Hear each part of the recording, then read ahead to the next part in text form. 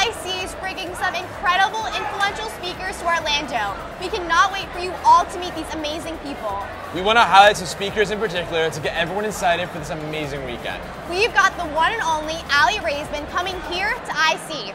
Not to mention that she's a two-time Olympic gold medalist in gymnastics, but also a huge inspiration to women everywhere and the Me Too movement. We also have Josh Peck, who is well known for his role in the hit TV show Drake and Josh on Nickelodeon. He now makes weekly comedy YouTube videos and continues to inspire teens around the world. Some other speakers we want to highlight are Jordan Rogers, an American sports commentator and also known for being on The Bachelorette Season 12. The Honorable Bill Nelson, currently serving as Florida Senator, Abby Wambach, an American soccer player and two-time Olympic gold medalist, and so many more people you don't want to miss. These are just a few of our incredible speakers for the weekend. If you want the full program guide, be sure to check out the BBYO events app. Now, we're going live to BBYO Lead Site Plenaries. On June 12, 2016, 49 people were killed and 58 others were injured in the Pulse nightclub shooting in Orlando. The nation was devastated, as were the Latino and LGBTQ communities. But in this moment of tragedy, the citizens of Orlando banded together and held each other up through the grief and fear and promised each other that they would not let this act of hate bring an end to their quest for freedom and love. At a vigil after the shooting, Melanie Galdiardo sang Rise Up by Andra Day and became the anthem of the community who refused to let hate win. You're broken down and tired of living life on the merry-go-round, and you can't find the fighter, but I see it in you, so we gon' walk it out. Move mountains, we gon' walk it out. Move mountains, and I'll rise up. I like the day, I'll rise up. I'll rise unafraid, I'll rise up. And I'll do it 1,000 times again. I'll rise up. I like the day, I'll rise up.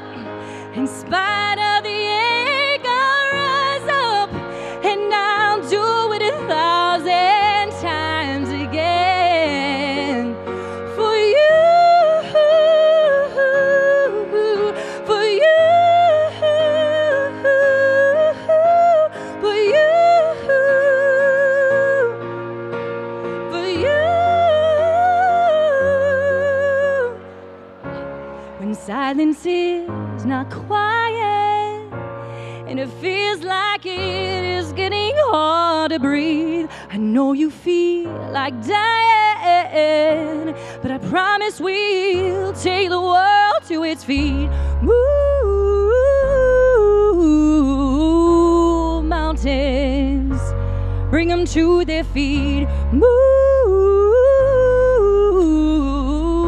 mountains, and we'll rise up. I like the day, I'll rise up. I'll rise unafraid, I'll rise up. And I'll do it 1,000 times again. For you, for you, for you, for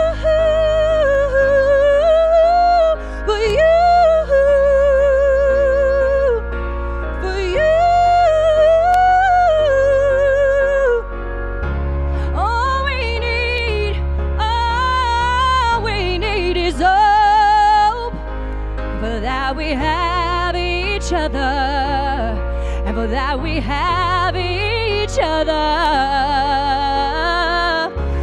We will rise, we will rise, we will rise.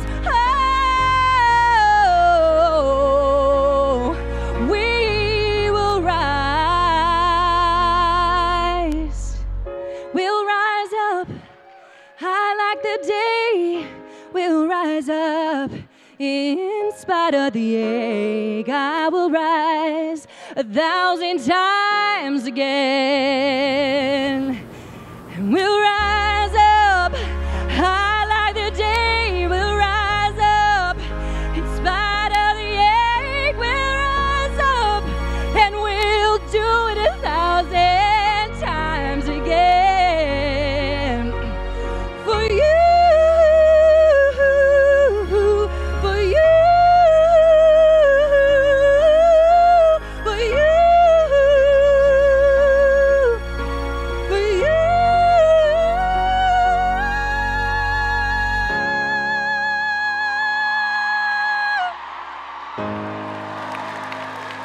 We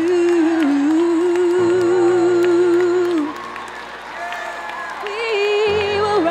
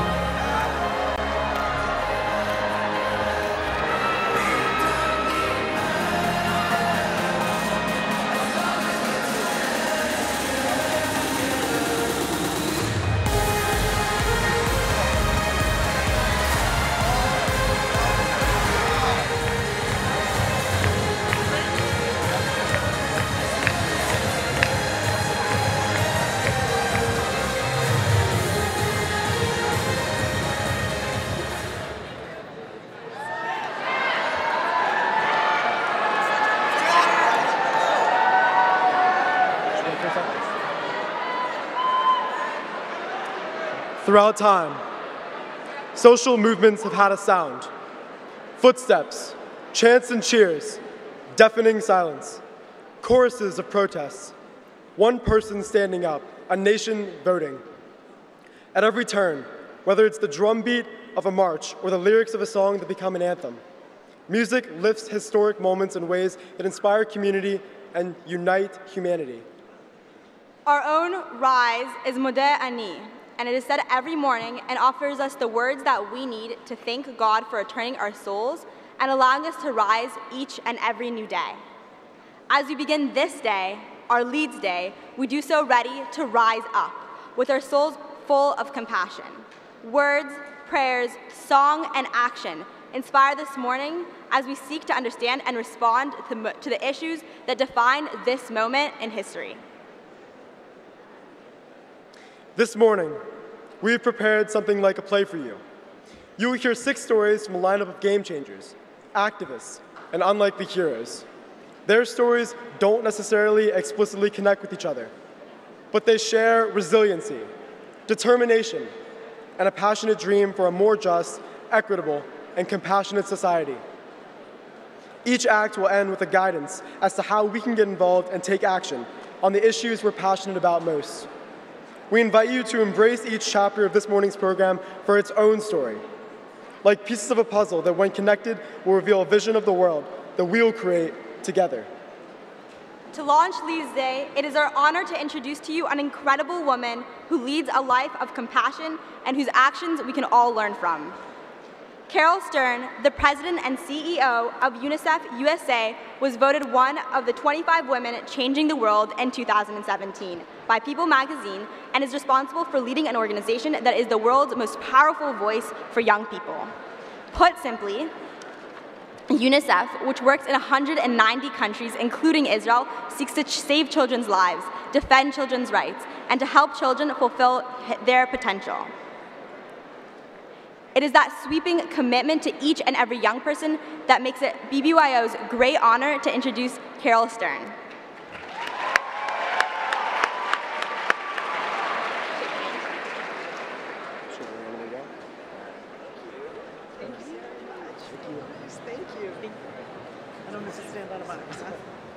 Good morning.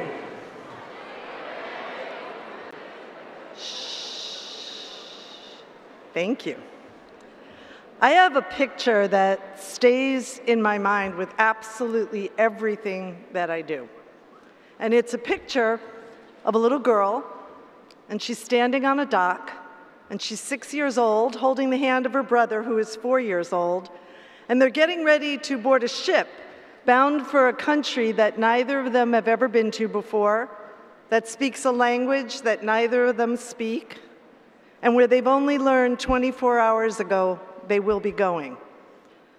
The year is 1939. The little girl in the picture is my mom, the little boy, her brother, and they'll be traveling on a ship without either their mother or their father, but with a woman whose first name they will never know, whose last name they know, because they will never see her again once they arrive in the United States. Their parents have determined the only way to save the lives of their children is to put them on a ship. And they arrive in the United States, and my mom and her brother were raised in an orphanage on the Lower East Side of Manhattan.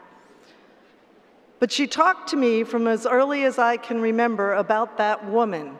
And she taught us, myself and my brother, that one person really can make a difference. Because not for the bravery of one woman, I would not be standing here today. And then thank you, I agree. But my grandfather also boarded a ship. He boarded a ship called the SS St. Louis, the Voyage of the Damned. He had paid dearly with everything he owned to get on that ship bound for Cuba to start his life again. And when they arrived in Cuba, they learned that the documents they purchased were fraudulent and Cuba was not letting them in. And they sat in a harbor for 40 days while the world debated its fate. Even the United States would not take the passengers on the ship, and it was returned to Europe, where most perished at the hands of the Nazis. My grandfather survived, and I learned at an early age from him what happens when no one gives a damn and when the world turns its back on people. So it was no surprise that I grew up and ended up in the careers that I've had, spending 18 years at the Anti-Defamation League, and you will have a privilege to hear from their executive director today. And then 11 years ago, UNICEF knocked on my door. And I thought to myself, there is probably no greater privilege in life, no better way to express tikkun olam than to be part of saving the lives of children around the world.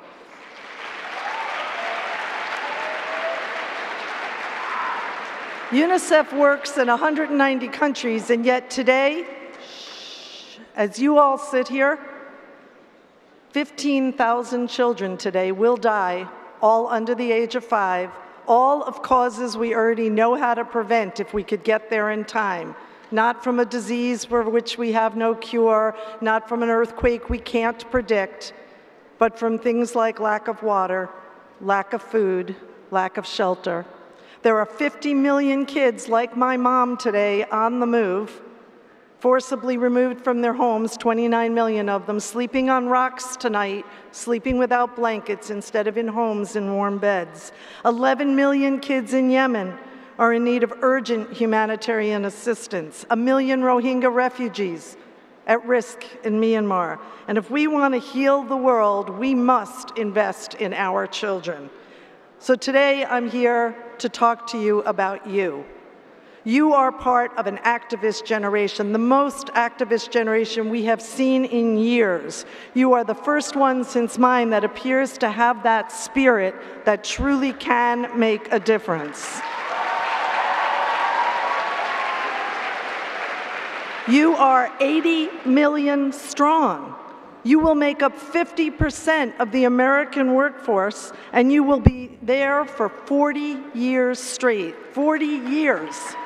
You are globally aware, and you are the generation that will inherit $59 trillion of wealth. And with that power comes great responsibility. I'm asking for your attention for just 2 more minutes. With that power comes great responsibility. I want to introduce you to someone who is my hero, the picture of this child here on the screen. What you do with that power could be great and big or one small act of kindness. I met this little boy in a refugee camp when I was working in Jordan. We work in the camp starting at 5 o'clock in the morning. We work until it gets dark. And there's always kids who hang all over us because they know our UNICEF shirts and they see us as heroes, and there's kids on your legs and kids holding your hands. And there's always some children, though, who are shyer and they walk behind you. This little boy was a shy kid who walked behind me all day. He got up at 5, he was there when I got out of my tent, and he was there at the end of the day when we were calling it quits. And all day long, when I turned around and tried to catch his eye, he would quickly turn the other way. And walking next to him was his sister, 12 years old, carrying their youngest sibling, a baby on her hip, all day. And as we were getting ready to call it a day, we realized we had not eaten all day, which meant this little boy who had followed me all day had not eaten all day. And I was struck by the fact that he hadn't complained. I know what my kids are like if breakfast is not on the table by some hour in the morning. And this child not once had said, "Where's my breakfast? Where's my lunch?"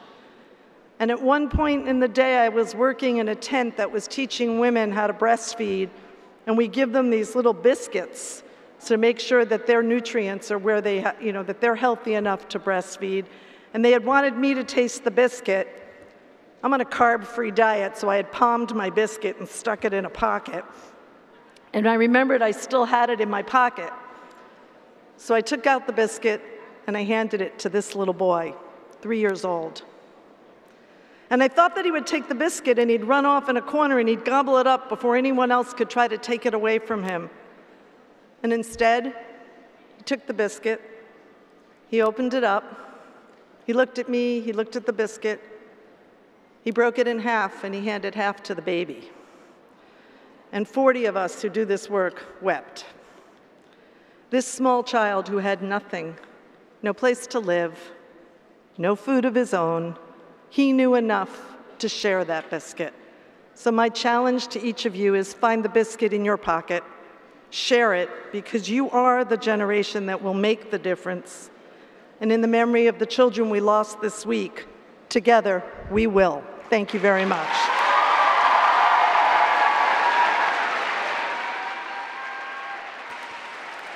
Please welcome Peyton Stredler and Ari Krupnick of Eastern Virginia Council to the stage.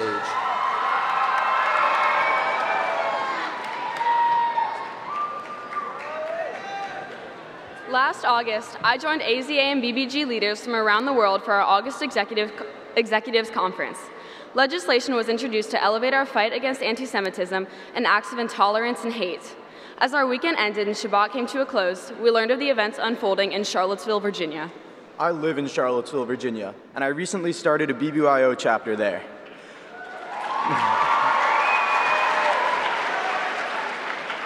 I had no idea that my decision to bring BBYO to my hometown would come at a moment when my friends and I would learn the value of community so significantly.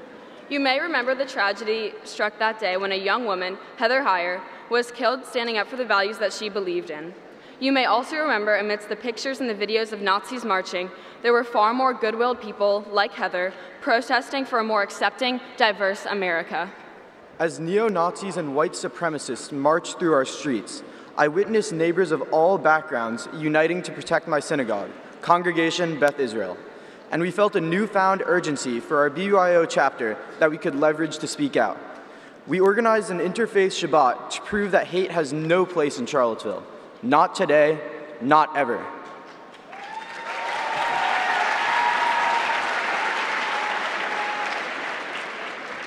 I was always proud to be Jewish, but now that pride has a new meaning for me as an Aleph. Congregation Beth Israel is now the home to our chapter, where we work with teens of all communities to build a stronger Charlottesville. Recently, we've seen new prejudice ignited and old hatred resurrected. Intolerance has spread in ways that most of us have only read about in history books. And yet, we have seen an outgrowth of love, courage, and decency that is just as strong. People from all walks of life are choosing to rise up and declare that their communities are open to anyone and everyone.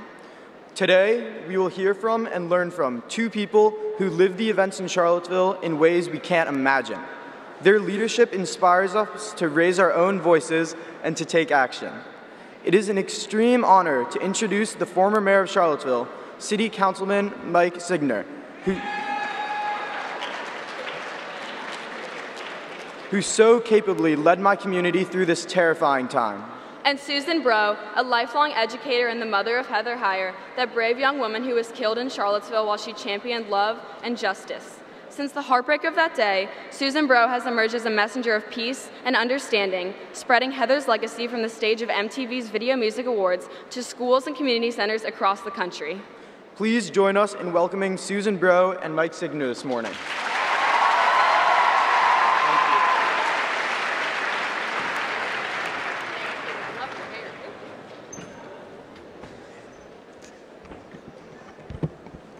Well, thank you so much. Good morning, everybody. Good morning. All right, well, I guess I'm talking first. Yep. We're neighbors, we're friends, so we're really glad to be here with you. I want to start by saying that I really admire what all of you are doing and why you're here today. The truth is that I grew up, and I sort of scrambled most of what I was going to say last night after seeing the incredible energy there. I grew up fairly frightened of being different and of being Jewish. I wanted to start by telling you that. I grew up in Northern Virginia. I experienced my first Washington Lee High School, Arlington. Anyone? Yeah. So I heard my first slur, which was very hurtful to me when I was 8 or 9 years old. We had, as many family difficulties in my family as anybody else. We had a lot of economic trouble. My dad lost his job. And kind of the last thing I wanted growing up and being in elementary school, high school, was to be different. And so I assimilated. And I didn't really know what to make of being born into this faith and into this ethnicity. And then as I got older, something changed in my 30s. And then the key change for me was going to Israel for the second time when I was 40.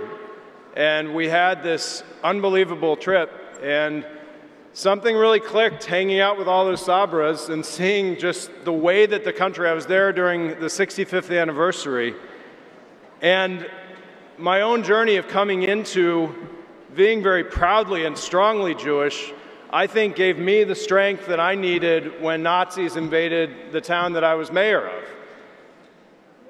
It gave me the strength to understand where anti-Semitism comes from, that it doesn't say anything about us. It says something about the brokenness and the hurt of somebody who uses those ancient those ancient weapons. It gave me the strength to withstand just unbelievable attacks. I mean, if you go into public life, and I hope that all of you do, you know, somebody left a voicemail on my phone of just Hitler ranting from a number. And I see a lot of this as basically the intent is to terrorize, it's to intimidate, and it's to control. And so our job, if we're confident, and if we know that this is our democracy in our country, it's to not ever let anybody intimidate us away from the work that we have to do. And the reason I'm telling you that story of my own journey from, you know, sort of frightened assimilationist to being whoever I wanted to be is that we need this courage and confidence to know that this is our country and it's our democracy as much or more than anybody else's.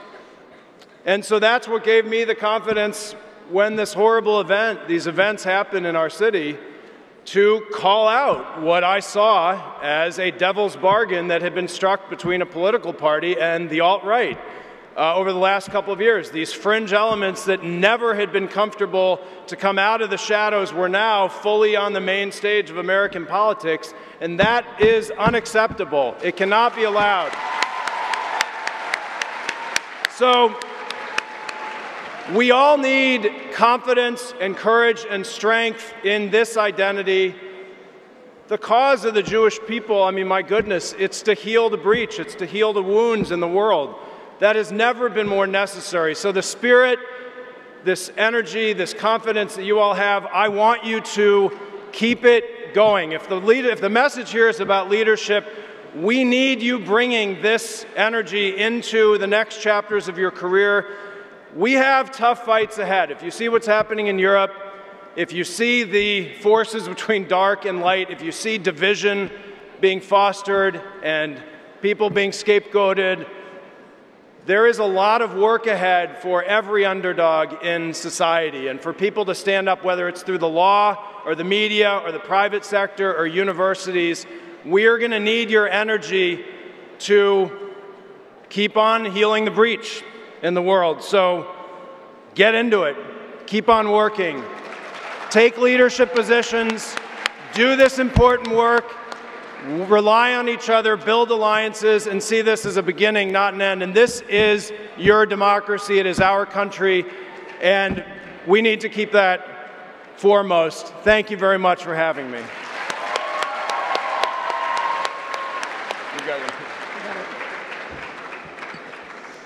Good morning. 6 months ago, on the 12th, my daughter was killed. All she was doing was standing up with her friends, saying, "Whose streets? Our streets. Nazis go home." And a gentleman, only 19, 20 years old, decided that the lies of the hate were more valuable to him than human life, and he drove a car into a crowd of peaceful protesters, killing my child. Now, my child was an ordinary person. She was 32. She enjoyed a good time with her friends.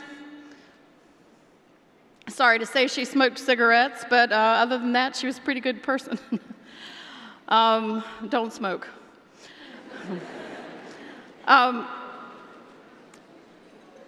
But the whole point of Heather's story is that you can be a driving force for change with the simplest act. Heather's favorite phrase was, "If you're not outraged, you're not paying attention." And what does that mean for you?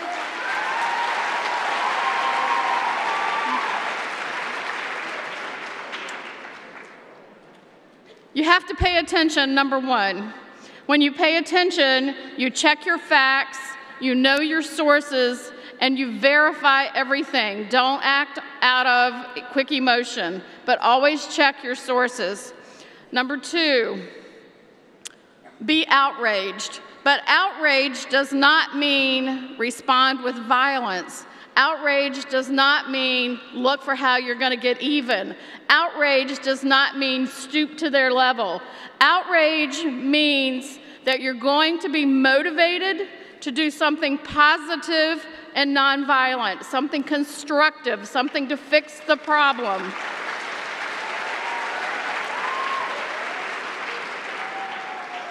Number 3, don't just make a plan of action, but put it to work.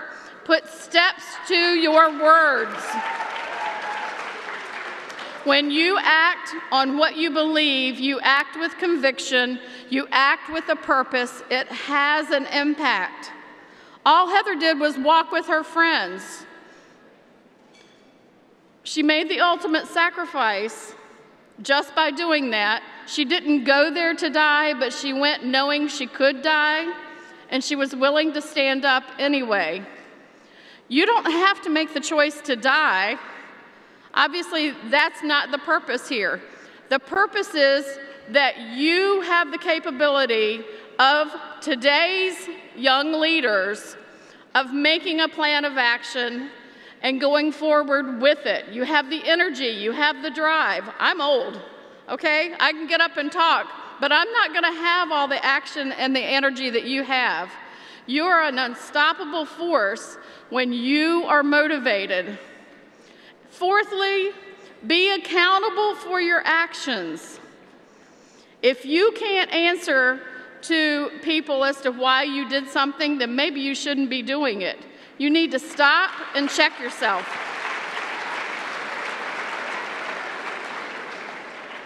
I believe that you guys, with this wonderful energy, this wonderful intelligence, this natural leadership ability that I've seen in so many of you, are going to be the force that meets the rising hate. BBYO is rising, the hate's rising, there's going to be an ultimate battle of good and evil. Let's meet it with positive, nonviolent, direct action.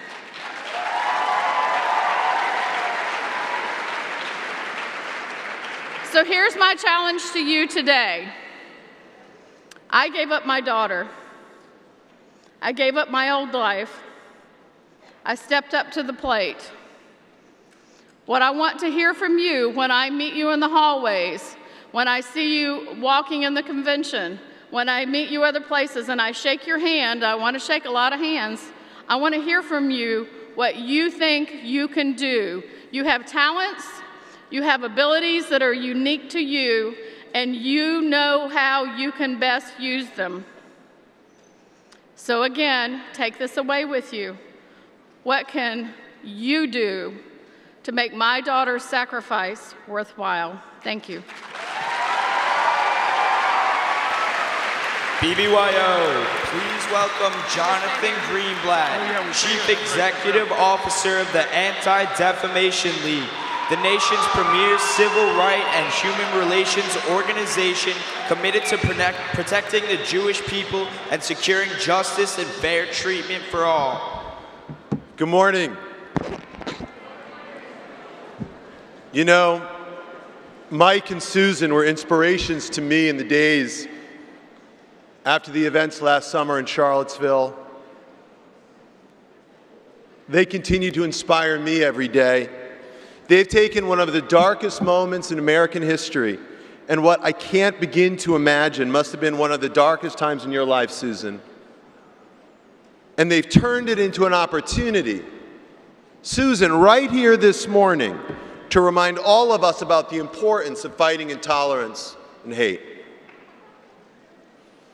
Just this week, literally the other day, we saw a young man who was inculcated and trained to think about violence, commit a vile and heinous act. We still don't know the facts, but it's frightening to see how such hatred may have inspired someone to walk into a high school and murder 17 people. These events in Charlottesville or Parkland, they're emblematic of some of the worst motivations can have the most tragic consequences. And I know for those of you here who went to that high school, or are from that town, or from that part of Florida, it's really painful. My heart breaks for you. These weren't ordinary teens, and they weren't ordinary adults. Several of them were members of our Jewish community. They were volunteers, they were students, they were athletes, they were coaches, they were teachers, they went to Chabad, they went to Kol Tikva, they were campers, they were counselors, they were us. So I think we should pause and remember them. Jamie Gutenberg, Elisa Aladef, Meadow Pollock, Alex Schachter, Scott Beagle. In our tradition, the custom is when someone passes to say, may his or her memory be a blessing. It's my hope that the memories of Heather and the 17 people who were lost this week are not only blessings, but they're motivations to make a difference. And please believe me when I say that you can make a difference. And I don't mean this in some glib way. Don't leave it up to the adults. We haven't solved gun violence. Don't leave it up to us, because we need you.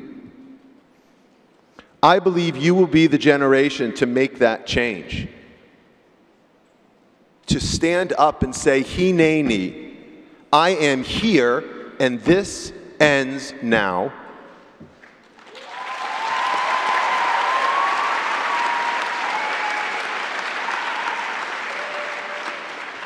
We are going to be the change. We are going to be the difference. My organization, the ADL, has been focused on making a difference and fighting hate for over 100 years. We were catalyzed when a Jewish man was lynched outside of Atlanta, when a group of young professionals not much older than you, stood up and said, Hineni. They were tired of the rampant anti-Semitism that was plaguing the country. They locked arms. They said, together we will. It is time to make a difference.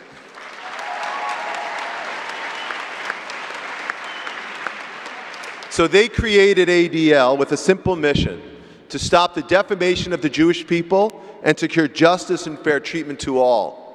Our founding mission is based on these deeply held Jewish values. It's what Rabbi Hillel said when he wrote, if I am not for myself, who will be for me? But if I am only for myself, what am I?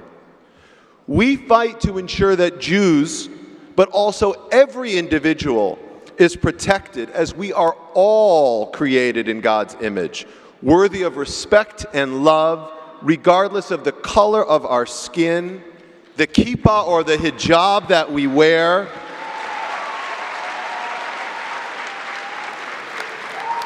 the country of our birth, or the person that we love. With these values, we speak out and we work to make sure that everyone knows that our communities are no place for hate, that our churches are no place for hate, that our town squares are no place for hate, and that our schools are no place for hate. So look, the theme for IC 2018 is Together We Will. And of all the wonderful things that you will do together, that you do every day as part of BBYO, I hope you will build a more respectful and tolerant world. And there are ways that you can do that. And I would say it starts with fighting hate. We can't allow intolerance to slip out of the shadows and worm its way into the mainstream. It requires all of us to stand up, and there are many ways you can do that. Each one of you. But let me give you 3 ideas. You can be advocates, you can be activists, you can be allies. Activists, advocates, allies. So be an advocate. There are so many causes that need your passion. You can call and write your member of Congress. You can advocate for your friends. If your school is not making sure that someone is safe from bullying or taking action, when someone makes threats, get a group of you together, go talk to your principal or responsible adult. Be an advocate. Or you can be an activist. Attend rallies on the issues you care about. Speak out when you see injustice. Create events to promote diversity and inclusion. Be an activist. Or maybe even most importantly, be an ally. To build a less hateful world, each of you need to be allies to one another. Be there for your friends who may have been harassed or bullied. Be there for the kid in the cafeteria who no one is sitting with. And be his or her ally. Call out discrimination when you see it. Be a role model for others. Speak and act respectfully. And examine your own biases. Now look, I know this isn't necessarily easy. It takes guts to stand up to prejudice, especially if it seems unpopular, so make it popular. Being silent is not acceptable. Who knows what your impact and bravery can do down the line? You could help prevent another tragedy. At BBYO, you're already making great strides. BBYO ambassadors explore the history of anti-Semitism and look for ways to combat it. And some chapters I know are running BBYO stand-up, programs that talk about fighting anti-Semitism. I'm confident, I believe, that the people in this room will continue to make a difference because it's this organization of amazing individuals, of incredible teams, that's been making a difference in communities across the country for over 100 years. So together we will build a world where we don't have to brace ourselves for a tragedy every week. Together we will build a country and a community with more tolerance and less hate. Together we will. Thank you.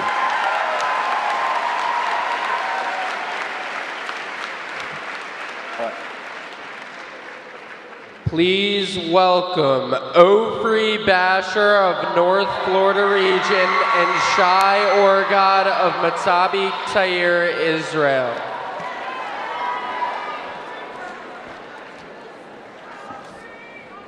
BBYO families felt enormous impact from the terrible storms that ravaged Texas, the Caribbean, and the southeastern United States this fall. Communities in these areas were overcome with anxiety, and as the storms cleared, we learned that some truly lost everything. As soon as the rain stopped, BBYO was there to offer comfort and love to our families and communities. Israel has a rich legacy of being present in these moments. After the storm, when the dust settles and the rebuilding begins. Since 2001, Israel, an Israeli disaster relief organization, has been on the front lines in communities around the world. On their round, immediately after earthquakes and tsunamis, on shores in war zones greeting refugees, and helping people cope with the crisis aftermath all over the world. Israel has developed the expertise to move communities from emergency to sustainability.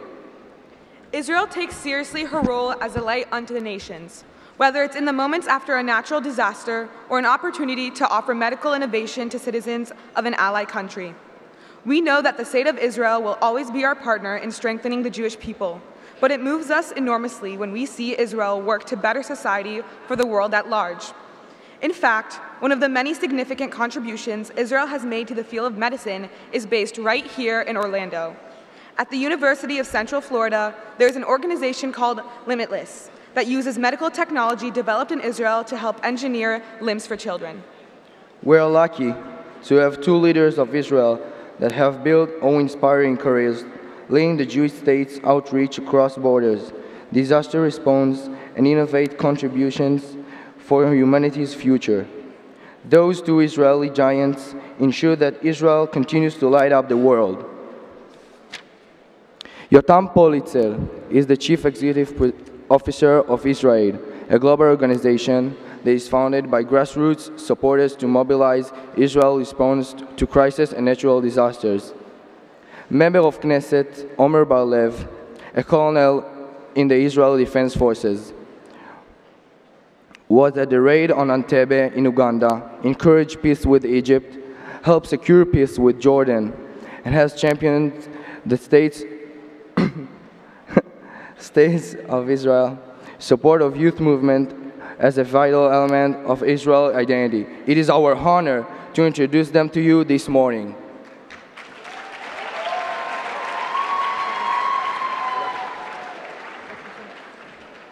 Good morning, BBYO.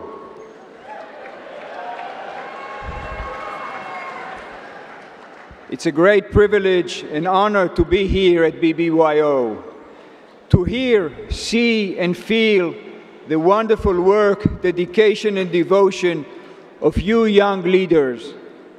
Thank you, Matt, for inviting me here.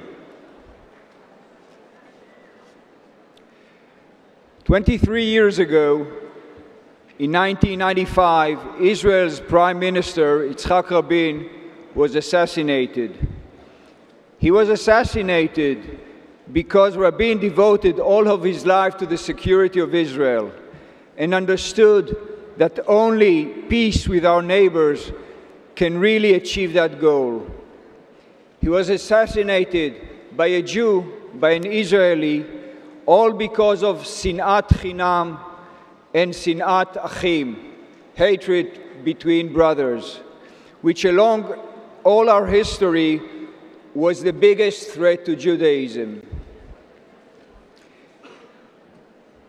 About 20 years earlier, in 1976, Israel Prime Minister Rabin sent us, the IDF's commando unit, Sayeret Matkal, under the command of Yoni Netanyahu, Bibi's elder brother, to rescue hostages that were kidnapped by Palestinians that hijacked an airplane that flew from Ben Gurion, and they landed the airplane in Entebbe, Uganda in Africa. At that time, I was a young lieutenant and commanded one of the team in that raid. On the morning of the 4th of July, 1976, precisely the day that the United States celebrated its 200th Independence Day, we made our way back to Israel from Entebbe, Africa, in 4 Hercules planes with 105 freed Israeli hostages, but also with the body of our commander, Yoni Netanyahu, who had been killed when he led the attack. Years later, when I was the commander of the same commando unit, Sayeret Matkal, and had to lead additional operations beyond enemy lines, I often thought about the dilemmas Yoni faced before and during that operation in Entebbe and the tremendous courage he demonstrated. The hijacking of an Israeli airline by Palestinian terrorists and the taking of Israelis hostages was not a new story.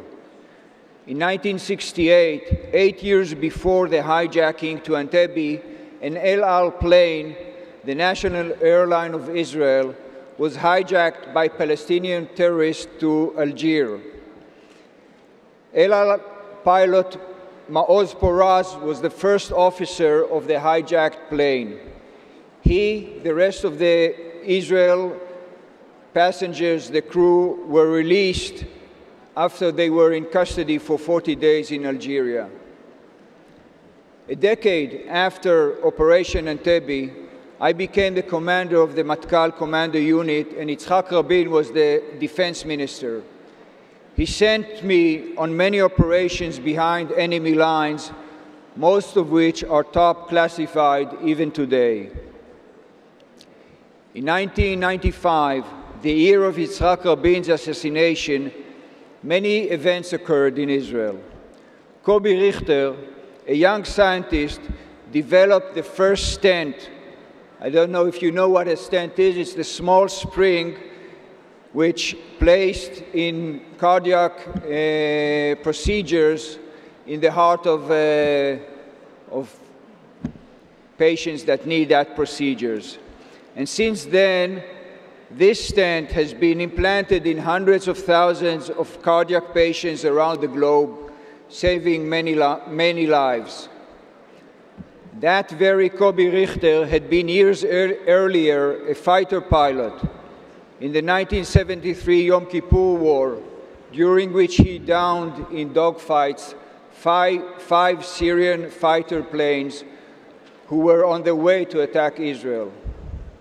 At the same Air Force base in the Green Valley of Emek Israel, where Kobi Richter served, so did Major in Reserve Maoz Poraz, the pilot I mentioned earlier, who was kidnapped with his plane to Algeria by Palestinian terrorists 5 years earlier. In the Yom Kippur War, Israel was attacked by Syria in the north and Egypt in the south. From the same air base that Major Kobi Richter flew to protect the State of Israel against the Syrian invasion, his friend, Major in Reserve Maoz Poraz, took off to fight attacking Egyptian planes. In one of the assaults, Major in Reserve Poraz's plane was shot down and he was killed. His son, Nir, was 2 years old when his father was killed. Nir never really got to know his father. Years later, Nir Poraz joined the Sayeret Matkal Commando Unit. After 5 years of challenging and dangerous service in this commando unit, Captain Nir Poraz was about to complete his army service and begin his life as a civilian. During a pre-release vacation on October '94, he was urgently called to return to the unit to lead the operation to rescue Nachshon Waxman, an Israeli soldier who had been kidnapped earlier by Hamas terrorists and was being held hostage.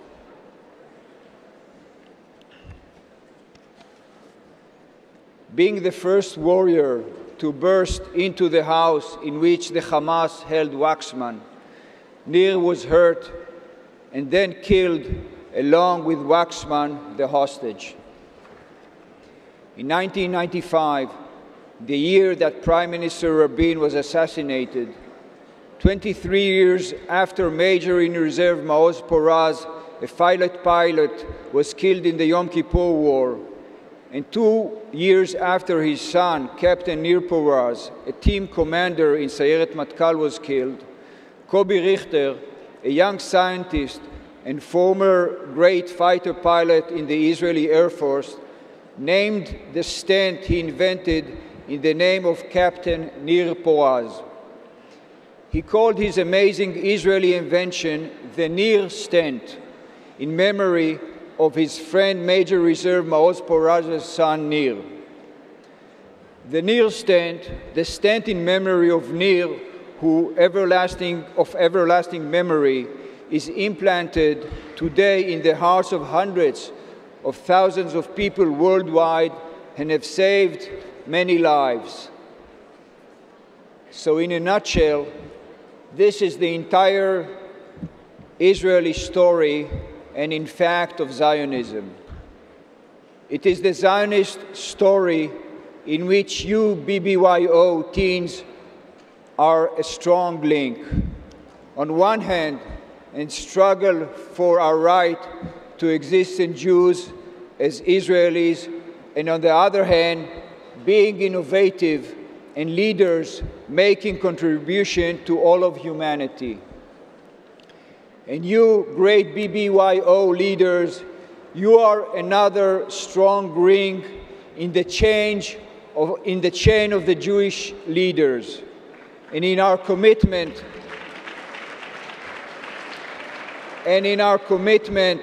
to all of humanity. Thank you very much.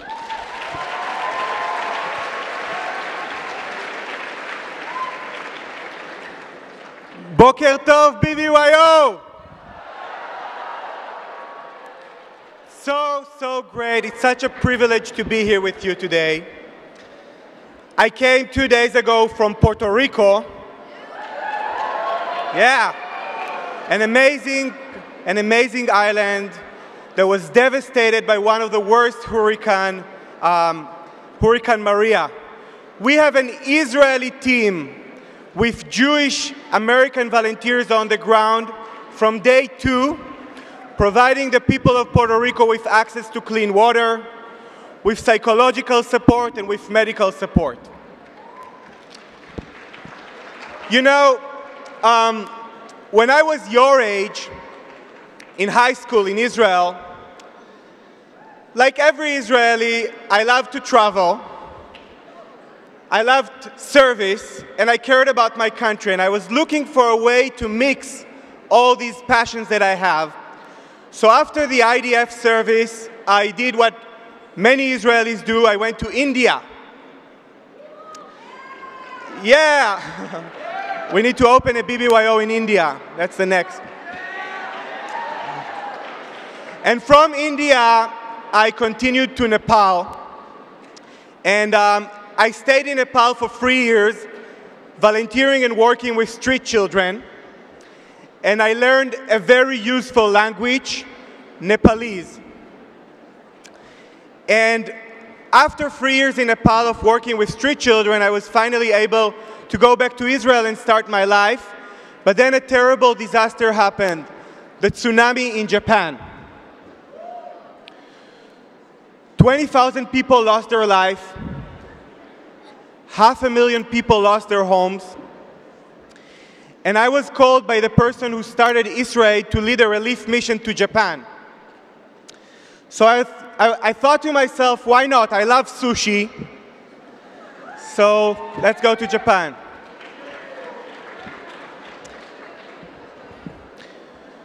But when I arrived to Japan, the level of devastation was so hard.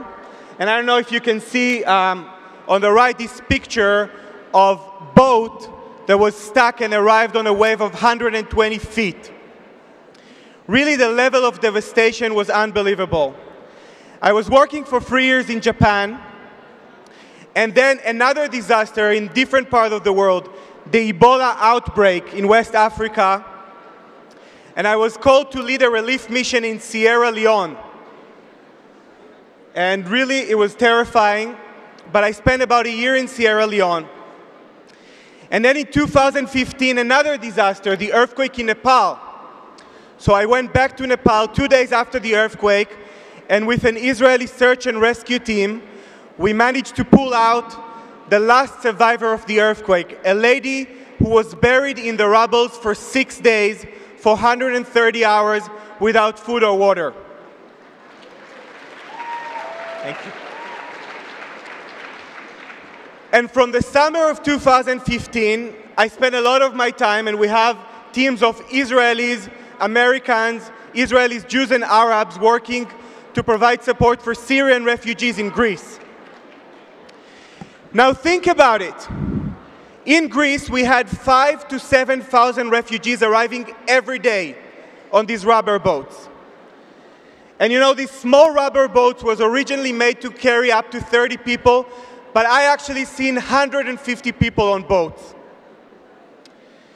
And in this small part between Turkey and Greece, where thousands of Syrian refugees escaped, because the boats were overcrowded, a lot of people didn't know how to swim. We lost more than 3,000 people just in the last 2 years.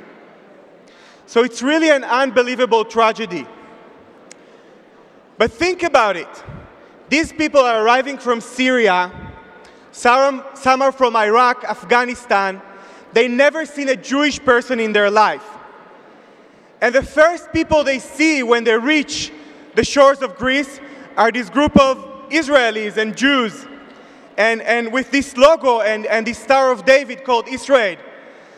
So we always think that they probably think they took the wrong boat, right? They probably think they ended up in Haifa or in Tel Aviv or God knows where.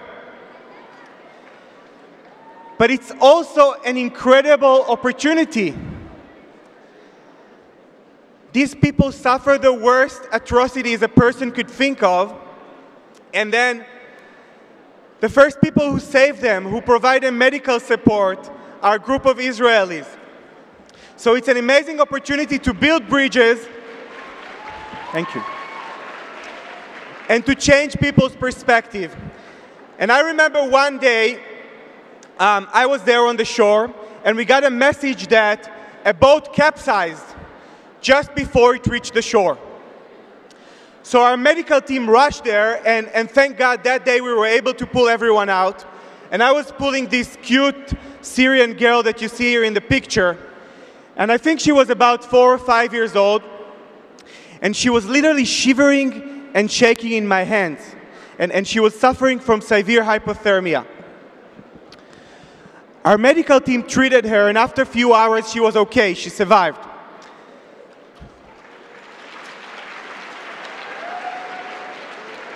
Her father was able to pull himself out. He didn't need any treatment, but he was shocked. He couldn't say a word. He looked at us, and it was clear to me that it was the first time he's seen an Israeli person and a Jewish person in his life.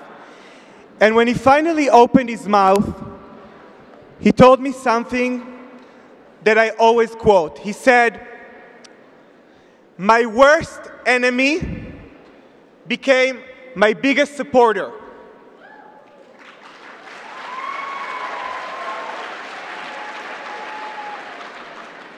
And the people that's supposed to take care of me in Syria are chasing me away. And to me, it was the first time that I realized how this humanitarian crisis, this humanitarian support that we're now providing in 21 countries, and this year Israel reached 2 million people around the world, 2 million people, I realized how this is not only an opportunity to save lives, but also to change lives and to build bridges between Israel, the Jewish community, and the world. And I really invite each and every one of you, and we're looking forward to working together. We just started a program we call the Israel Humanitarian Fellowship, supported by the Schusterman Foundation, in which we're bringing university students to join us in 21 countries. So we need each and every one of you on board, because we're, just like yourself, we're part of a global movement of Jewish global activists. Thank you. Toda. BBYO, here to tell us more about Israel's medical advances making a difference right here in Orlando. Please welcome author, Lego fanatic, and Seattle third grader, Zach Pambukas. Hold on. We'll move over a little bit.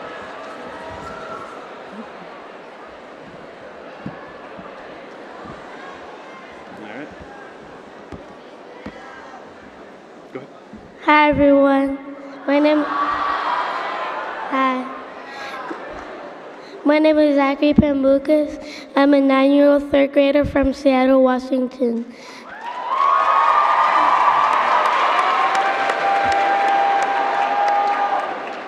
Today I'm here to tell you could do anything you set your mind to.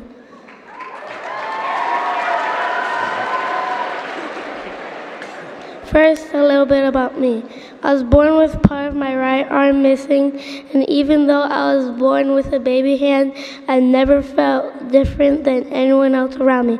I just do my best to be my best.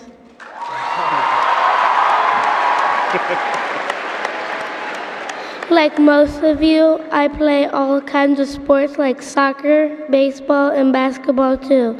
I am a big fan of Seahawks. I'm a big Seahawks fan. I also play video games, and I'm a huge fan of Lego. I love building Lego 8-bit figures like Super Mario, Pac-Man, and a ton more.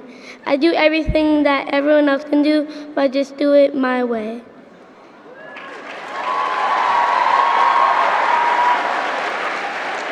When people meet me for the first time, they ask, what happened to your arm. Sometimes they don't understand when I tell them nothing is wrong with my arm. I was born this way. If they don't believe me, I tell them something funny like, I lost my hand in the war or a shark ate it.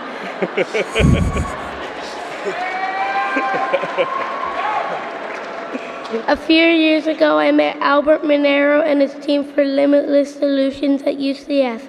They had developed a 3D printed arms for some kids and one just for me.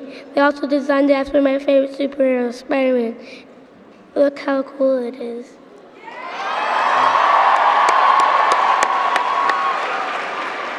I never thought I would have something like this. When I first put on my arm, it felt a little weird, but I quickly got used to it. I started throwing water bottles around the lab and shaking hands with my new arm. I even found out I could pick up little things like an orange or a bad guy for Spider-Man to capture. Now I could even ride my bike without my back getting sore. I also noticed that people stopped asking me, what happened to your arm? And started asking me, where did I get my cool arm? I'm so thankful for this gift. I was talking with my brother recently, and we talked how cool it would be to help more kids like me. We wanted to do something fun to pay it forward, because I really wanted to help Albert and his team give a bionic kid to any kid in the world that needs one. So with my mom and dad's help, my big brother Cristo and I wrote an exciting comic book. The UCF department is going to help make that dream come true. We're going to sell our comic this spring. We're going to take that money and donate it to Limitless.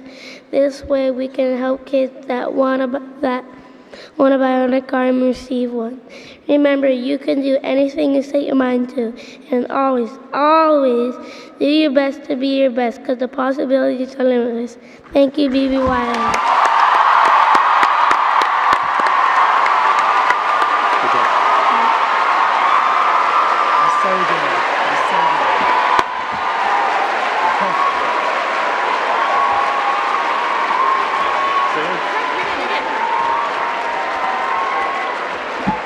Zachary, we are moved by your courage and your compassion for kids who are in need of their own limitless opportunities.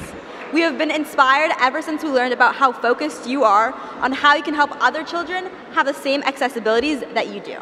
To recognize your efforts, AZA and BBG will be making a contribution to Limitless Labs in your honor from our International Service Funds.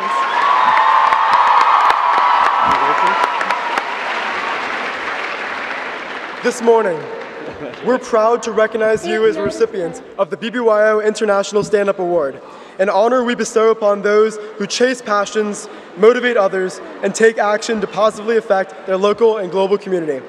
Way to go, Zach.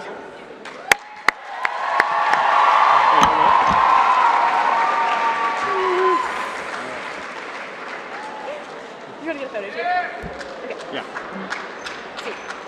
All right. Please welcome Jake Stendel of Eastern Canada region and Jacob Ioff of Kentucky, Indiana, Ohio region.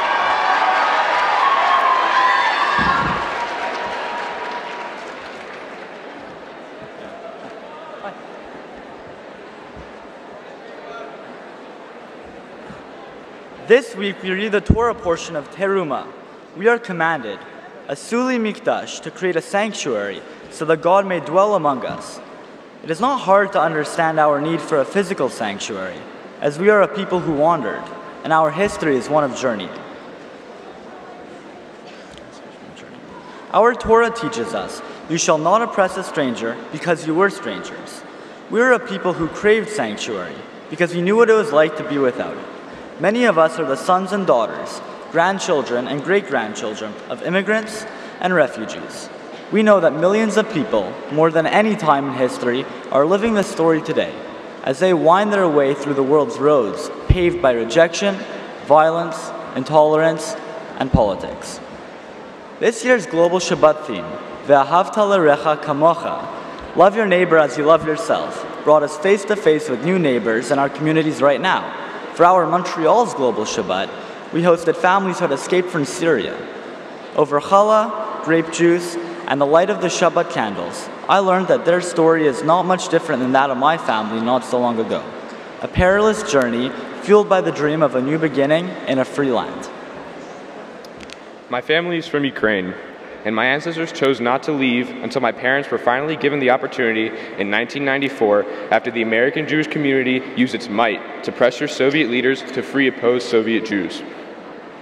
Well, I was born in the United States. My parents were only allowed into this country because immigration laws at the time made it possible for people like my mom and dad to come here and live the lives they had always hoped to. This past November, I had the chance to participate in BBYO's new Ambassadors to Ukraine program. I met teens just like me who found a home in the youth movement Active Jewish Teens, a program of the JDC that BBYO has helped to build across the former Soviet Union.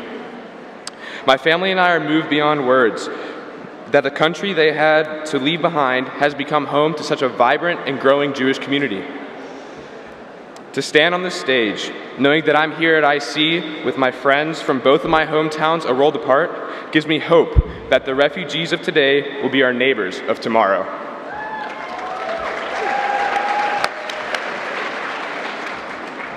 Our next two speakers have an incredible story of bravery, liberation, and unexpected friendship. You'll have to hear their limud tomorrow to hear the full amazing account. But in short, Mohammed al-Samawi was living in Yemen when he discovered his life was in danger. Placing his trust in those he had believed to be the enemy, he was whisked to freedom and had an epic tale to share with the world about trust, understanding, and bringing out the best in humanity. Please join us in welcoming Mohammed al-Samawi and his new friend, Justin Hefter.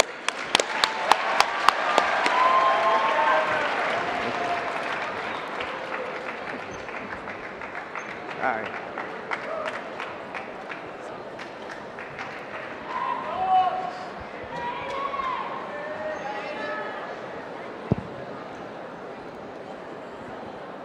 Three years ago, in March 2015, I was on my way home from a skiing trip with a group of friends from college, and I'm flipping through my phone, and an email pops up. And it's one of those emails that you typically delete immediately. It's from a woman who I barely know, asking if I might be able to help rescue a friend of hers whose life was in danger in Yemen, who'd been receiving death threats. And my first thought was, this is ridiculous. What the heck can I do to help some guy in Yemen? I live in San Francisco. Woo. And so I was about to delete that email, but I paused. There were two things. The first was that I was in the middle of reading a book about the Holocaust, about people who'd had an opportunity to save a life and change the course of history, but who didn't. And as a young Jewish leader, I didn't want to be one of those people to say no to a life in danger.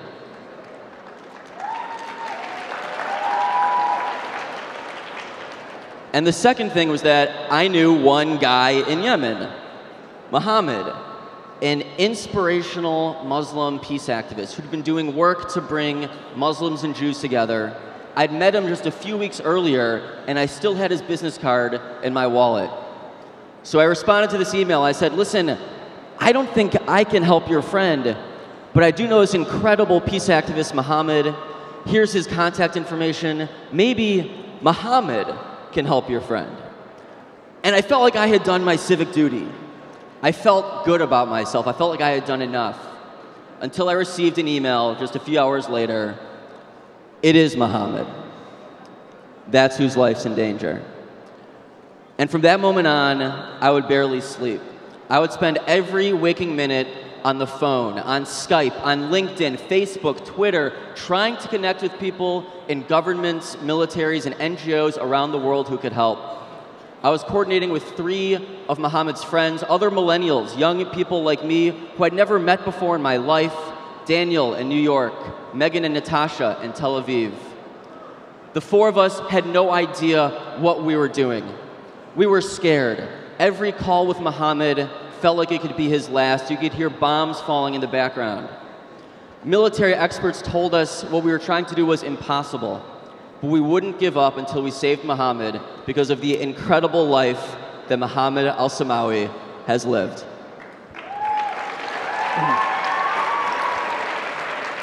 Hello, everyone. I'm really happy to be here today with you. I was raised in Yemen, and unfortunately, I thought that Jews hate us, and Jews, they want to kill us, and they hate Muslims.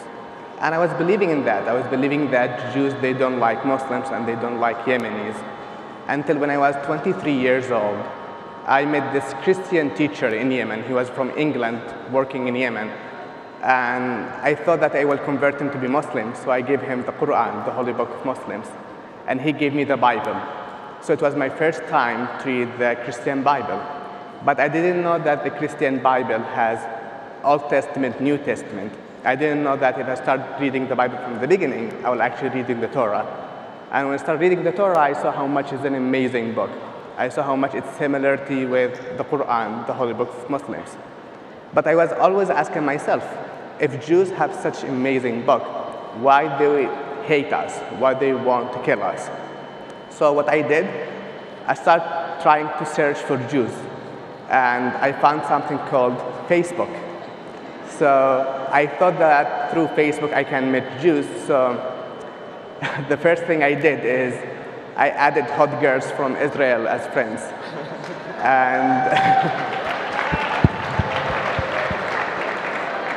And you can imagine nobody actually accepted my request. But in any way, I was keeping doing and searching about why we hate each other. And it became more part of peace-building activities on Facebook.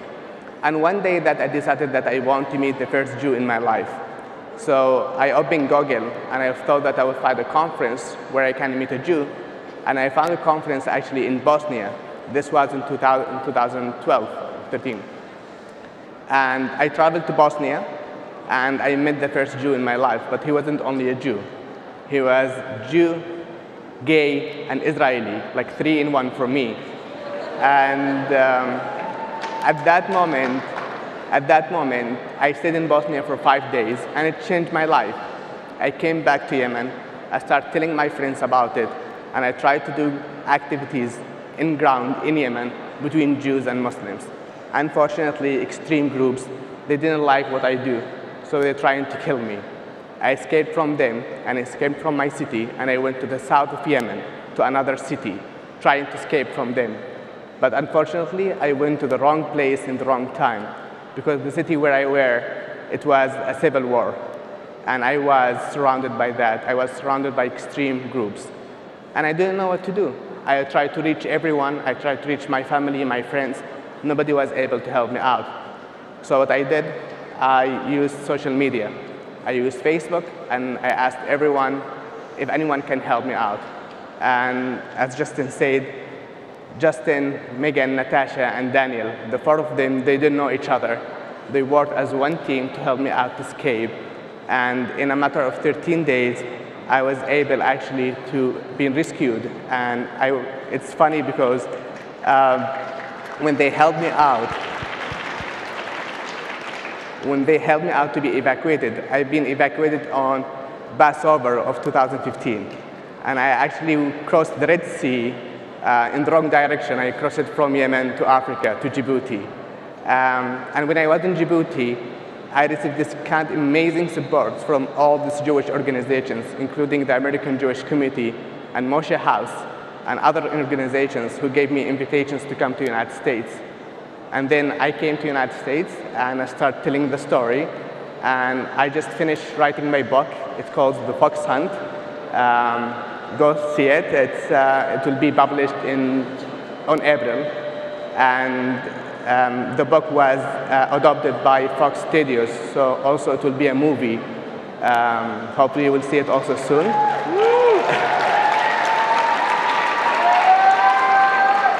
And I'm part also of Amel, who's trying to build bridge between Muslims and Jews, and also creating a next generation. So hopefully you can be part also of Amel, Google about it, and yeah. And so what you've just heard is just a snippet of an incredible story, and it's just a snippet of what can happen when you say yes. What allowed Megan, Daniel, Natasha, Mohammed, and I to do what military experts told us was impossible was one simple thing. We said, Hineni. We said, here I am. And when you say yes, when you open yourself up to the possibilities, miracles can happen. Thank you guys so much.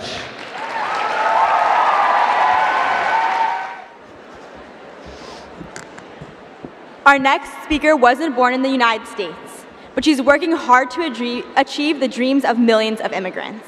Her unlikely journey from an unemployed, undocumented chemical engineer to a respected immigrants' rights activist began because she believed that the US could and should be doing better. BBYO, it is my honor to introduce and welcome Tolu Olubunmi to IC this morning. Thank you, thank you, thank you. Thank you, thank you. Good morning, BBYO, how are you? Woo! So last night, BBG, AZE, how about that concert? Absolutely amazing. That, you had me screaming and I had to stop and remind myself that I needed to speak today and pull it back a minute. But that was incredible. And I just have one question for you guys. Where have you been all my life? Seriously, amazing. I am so honored to be here. Thank you, thank you, thank you so much. You know, before we do anything else, I really want us to just take a moment to honor those we lost in Parkland, to honor the families that are touched by grief, the 9 BBYO family members here that are from that high school. I pray peace on all the families that were touched by this horrible tragedy, and I pray that God gives us the courage as a nation to do what is necessary to protect life.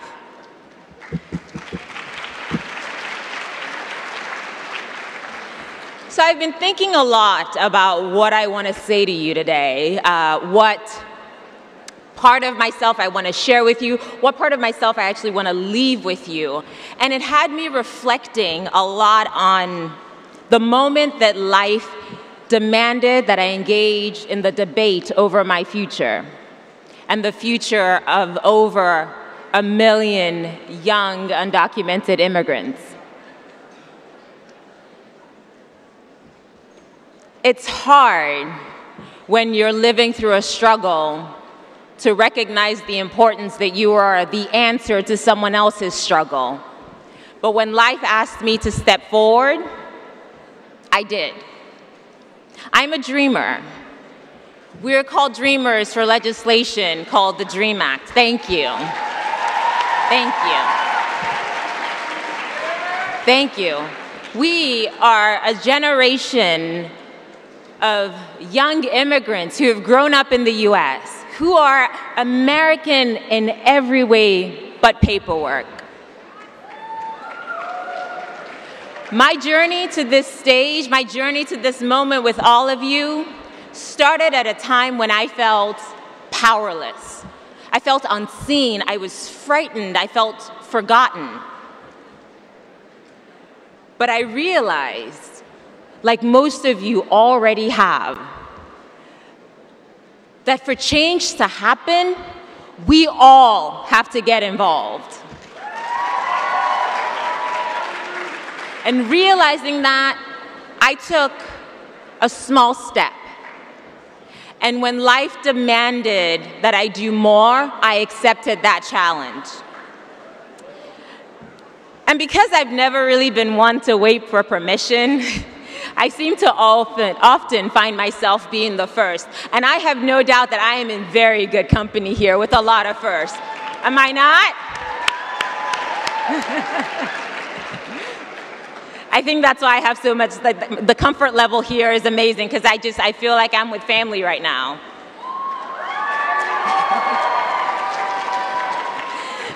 You know,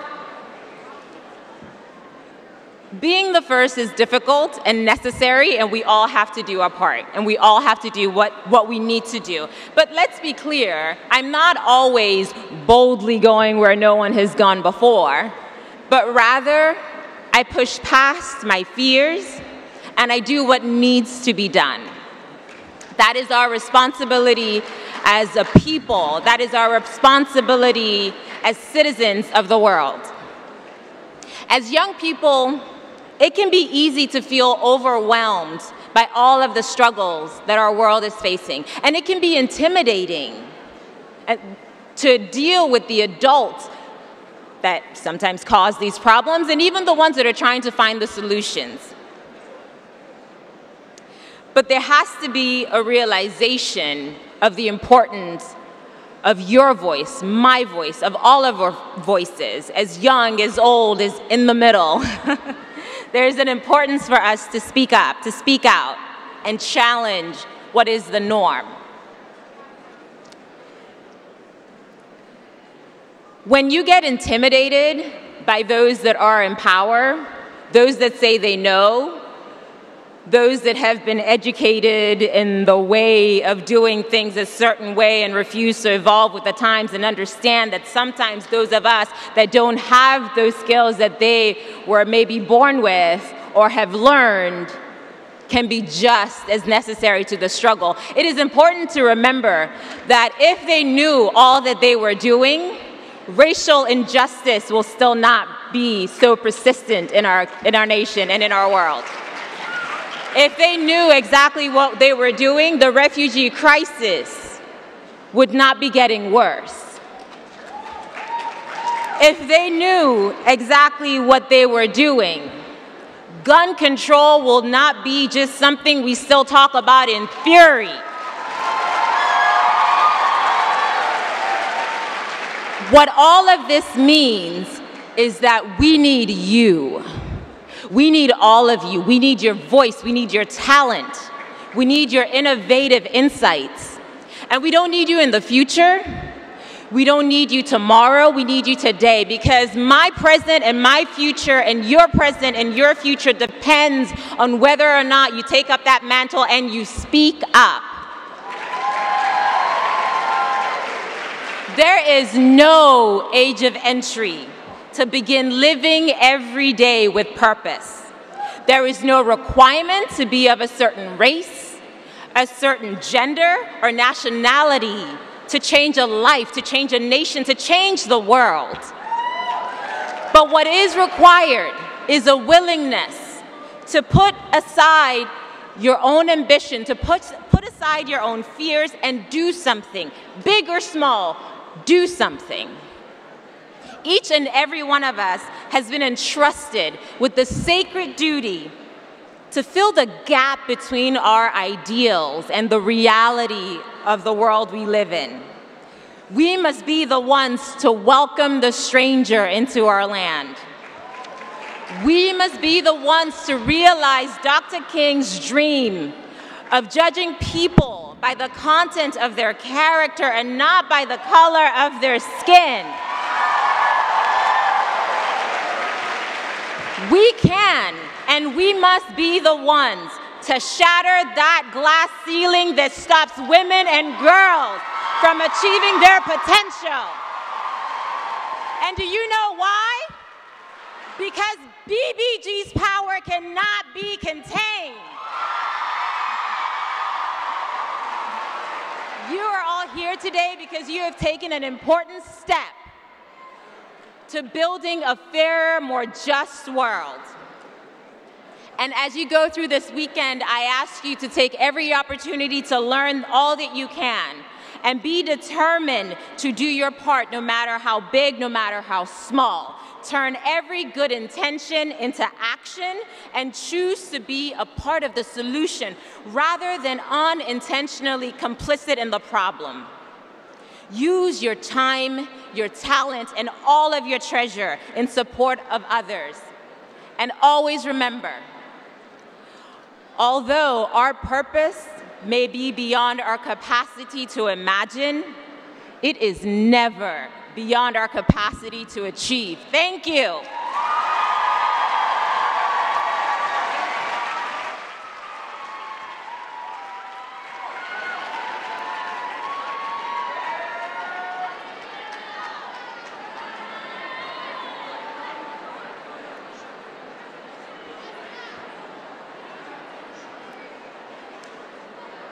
The decision to stand for what's right is not involuntary or accidental. It takes courage, a strong sense of purpose, and grit. As our BBYO tradition says, I am one, though only one. There is so much I can do. Leaders are built the second it takes to decide you cannot stand by and act alone. The most powerful tool any citizenry has is that of the vote. And now, more than ever, we're learning as a generation the value of our say and the power we have at the ballot box. It's possible we have no better teacher for this than our next guest, Jason Kander. A former Army captain, Jason Kander chose to enlist in the United States Army after the attacks on September 11, 2001. When he returned home from Afghanistan, he served in the Missouri House of Representatives and as Missouri Secretary of State before narrowly losing the 2016 Senate election. Soon thereafter, Jason founded an organization called Let America Vote, a campaign dedicated to ending voter suppression and gerrymandering. He's become a new, bold voice guiding how our politics should change and how he sees young people can radically serve as important to the future of the United States by protecting the right for everyone to vote. BBYO, please welcome Jason Kander to IC. How y'all doing? Okay, it's been kind of a long morning already. How y'all doing? So you're doing well? Okay, good. All right, look, here's the deal. You've been hearing about all these different issues this morning, and if I'm you, I'm sitting there thinking a few things, and one of the things I'm thinking is, but it feels like we're so polarized as a country. How am I going to make any progress on this stuff? If you look at cable news or social media, which half of you have your heads down anyway right now looking at social media. No? Okay, sure. Sure, all right. All right, I believe you. Okay. But if you do, it feels like we're so divided. How many of you have arguments about these issues with your friends and you wonder if you can ever bring anybody to your side? How often? Yeah. Here's the deal. I want to tell you a story about how it is that I know that we are not as far apart as a country as it sometimes seems. So when I was in Army Intelligence School several years ago, I had one of my instructors come up and give me some advice, one Jewish soldier to another. I don't know if he looked at my nose or my name, but one way or another, he decided he was going to give me some advice, one Jewish soldier to another. And what he told me was, he said, Lieutenant, when you get over there, make sure that your translators don't know that you're Jewish. He said, if they find out, they won't want to work with you. I didn't know any better, so I took his advice. When I got to Afghanistan as an Army intelligence officer, I was paired up with this guy named Salam. Now, Salam had family in Kansas City. That's where I'm from. All right. All right. So Salam, having family in Kansas City, he felt that Kansas City was his hometown, just like I do. And so Salam and I became very close. We were in some dangerous places, around some shady characters, and we became very close friends. And I had never had a Muslim friend that I was as close to as I was to Salam. So I would ask him all sorts of questions about Islam, and he would answer those questions. And he never asked me about my religion, and they told me not to tell him that I was Jewish, so I didn't. And then a few days before I was getting ready to come home, I decided that I wanted to tell Salam that I was Jewish. It meant a lot to me. We were friends. And so I made kind of a big production of it, and it's sort of embarrassing to think about now. But we're sitting there eating leftovers at his safe house, and I tell him. And Salam looks at me kind of funny, and he says, Jason, did you think I didn't know that? And I'm like, yeah, man, I never told you. And he says, back home in Kansas City, my sister cuts your grandmother's hair. And we laughed about that, and then he looked kind of upset. He looked kind of offended, and he asked me, he said, "Did you think I would care?" And I was embarrassed, but I told him the story from intelligence school. And then Salam looked at me and he said something that I will never forget, and that I think about every time somebody tells me that this country is too divided to come back together. He said, "Jason, over here, we are just a couple of Americans who the bad guys would very much like to kill." That's what he said. So no matter what you see on TV or what you see in social media, this country is not as far apart as people will act. And here's the thing about your generation. You've heard all the stuff that people say about your generation. What do they say? They say that you're entitled. They say the same thing about my generation. They say that because you care about who it is that you will one day go to work for and whether or not they do good things in the world, that somehow that's selfish. Y'all, that's not selfish. That's patriotic. That's what it is. That's what it is. And so you are here because you're leaders, and my ask of you is to make the decision to know that as you go forward, you're not interested in being something, you're interested in doing something. And if throughout your life you focus on doing something, then you will be the reason that this country comes back together. So thank you for being here, and thank you for everything that you're going to do. Thank you.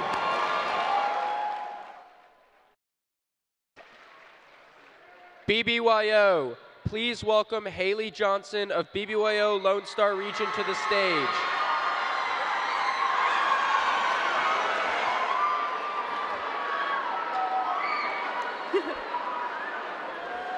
I have been training at a gymnast all of my life, and I will definitely never make it to the Olympics. Yet that won't deter me from participating in a sport I love and following the athletes I admire, which is why being given the honor of introducing Olympic champion Aly Raisman is such an honor to me.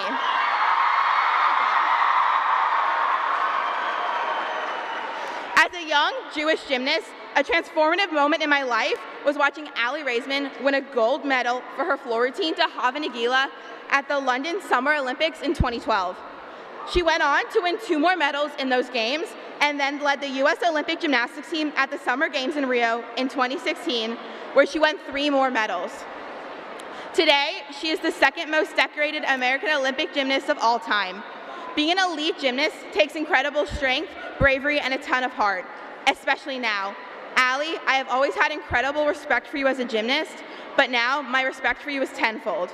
I and countless other young people look up to you as a powerful, inspiring Jewish woman who stands up for herself, for others, and for justice. From this point forward, when I, as a B'nai B'rith girl, state in our sisterhood's opening ritual that strength and dignity are our clothing, I will think of you. It is my sincere honor to welcome my hero, Aly Raisman, to BBYO International Convention.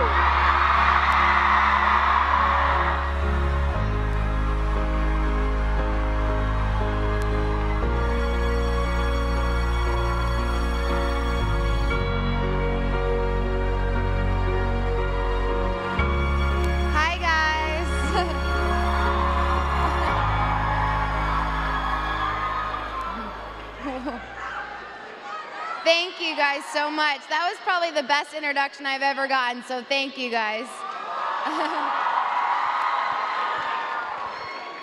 Thank you. I'm so excited to be here today with all of you guys. Thank you.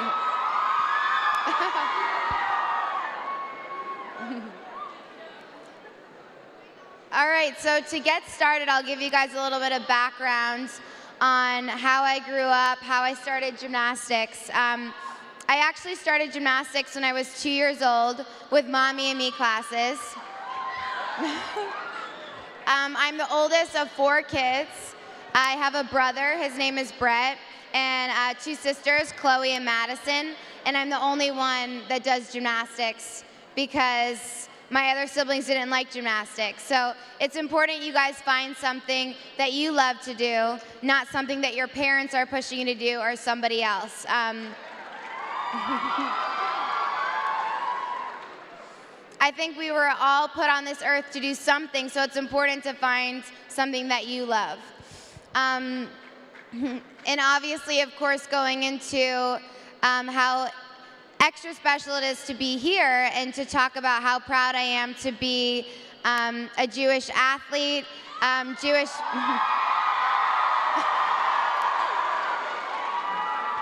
I'm gonna bring you guys everywhere with me. You guys are awesome.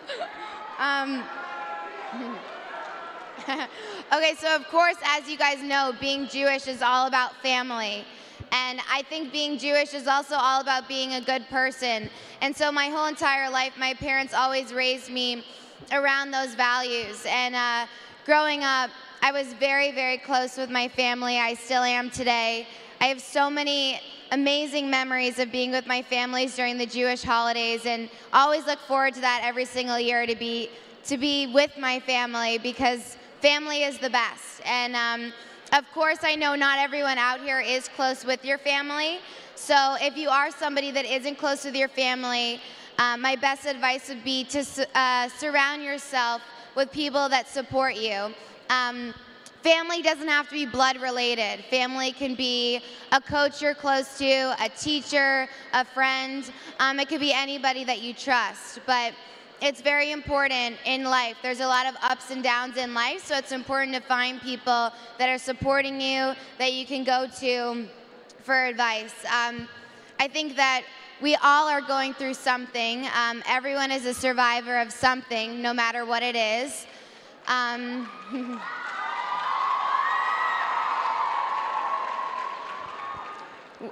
So, you know, we live in the social media age where I'm sure most of you guys have Instagram or Snapchat or Twitter. And on that, it's a little bit, social media is great because you can interact with people and, you know, you can keep up with your friends or somebody that you don't know, but you're a fan of them. But it's also tricky because social media, we only want to show the best sides of ourselves. So it makes people feel like all of our lives are perfect. And so I've learned from that. Hopefully you guys know I'm not perfect. Nobody's life is perfect. We all are going through something. And it's really important, if you're having a hard time, to know that it's okay to not be okay. It's okay to ask for help.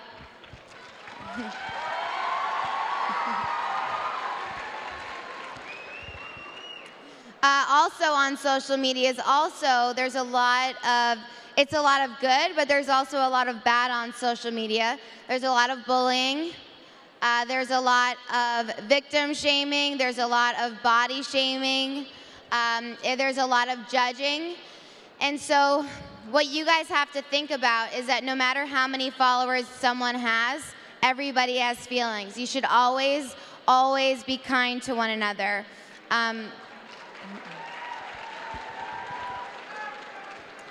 My parents would always tell me that people will always remember you for the kind of person you are rather than what place you are in the podium.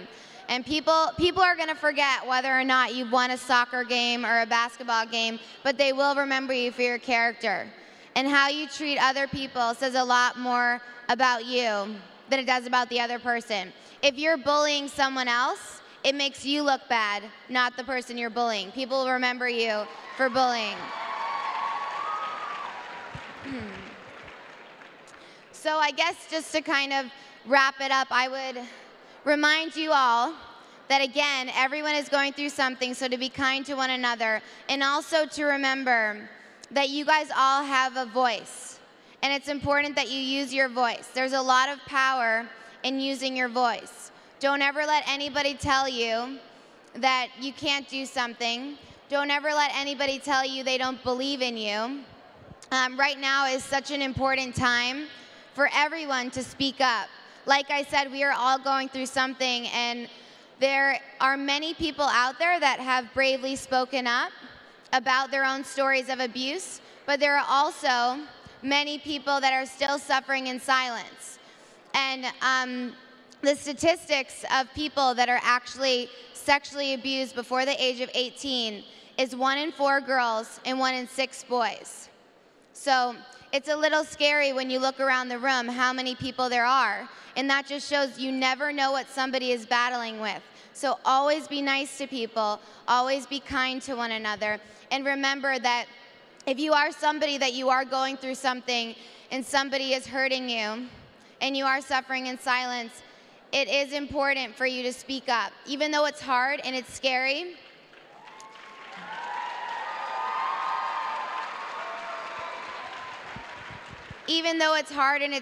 it's important for you all to remember, no matter who you are, that you deserve to feel safe, and you deserve to be heard, and you deserve to be believed.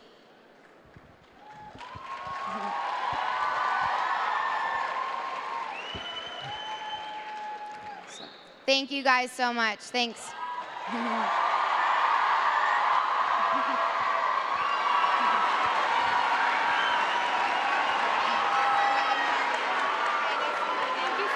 For being here.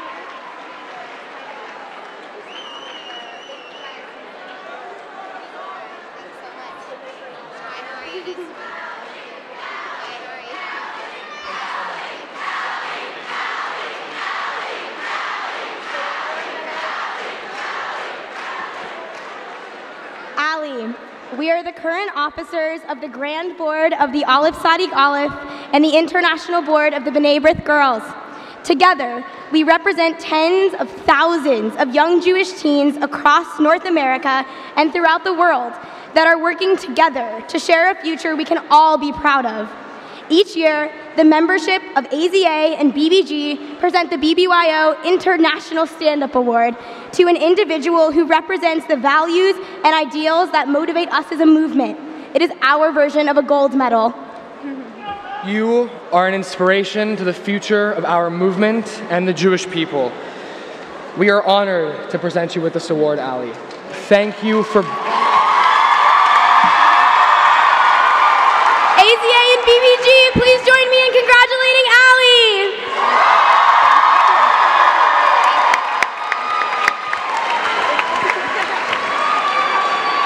Let me put my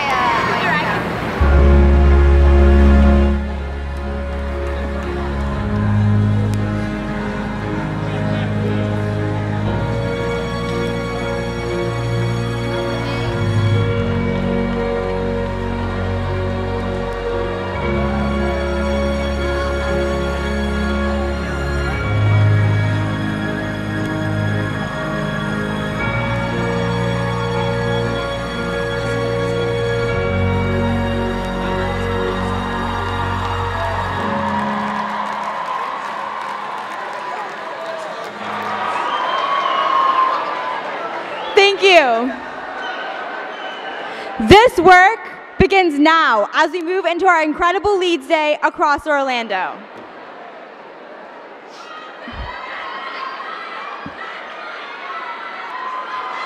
We invite Dylan Roston of Miami region and Ariel Noam of the Rocky Mountain region, your Leads Day admins, to the stage to give us departure directions. Have a great day, BBYO.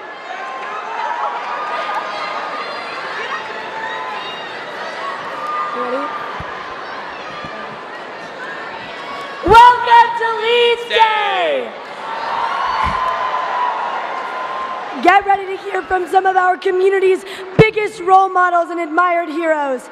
This morning's speakers gave a great introduction to some of the program opportunities you'll experience today to further your skills as leaders in your communities.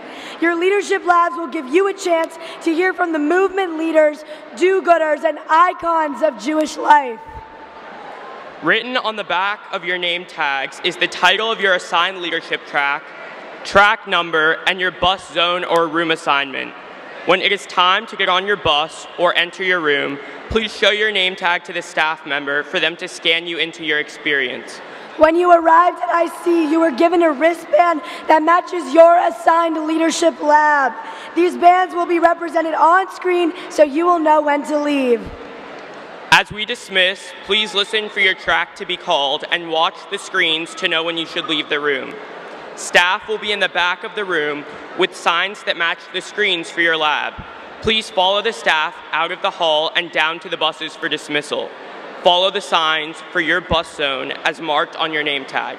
Please Please remain in your seats until your lab has been called, and make sure you grab a lunch on the way out to your buses or assigned room.